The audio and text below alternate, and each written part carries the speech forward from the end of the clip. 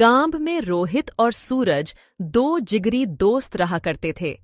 गांव में उनके लिए कोई अच्छा काम नहीं था, इसलिए वो दोनों शहर जाकर काम करने का सोचा और अगले दिन काम की तलाश में निकल गए शहर की ओर। शहर गांव से बहुत दूर था।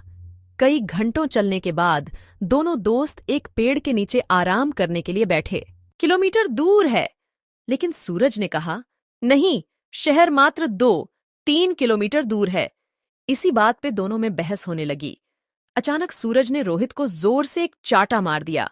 रोहित शांत स्वभाव का था, इसलिए उसने सूरज से कुछ नहीं कहा और एक लकड़ी लेकर जमीन पर लिखने लगा, आज मेरा जिगरी दोस्त ने मुझे चाटा मारा। बात नहीं कर रहा था। रास्ते में एक छोटी सी नदी आई जिसे उनको पार करके जाना था। सबसे पहले रोहित नदी में उतरा और उसका पैर दलदल में फंस गया। उसने सूरज से मदद मांगी और सूरज जल्दी से भाग के रोहित के पास गया और उसे दलदल से बाहर निकला। फिर दोनों एक साथ नदी पार किया। उसने एक पत्थर ढूंढ के दीवार पर लिखने लगा, आज मेरे जिगरी दोस्त ने मेरी जान बचाई।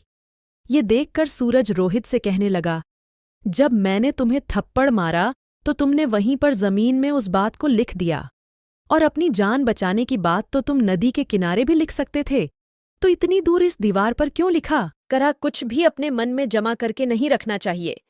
इससे उस इंसान के प्रति हमारे मन में नफरत पैदा होती है।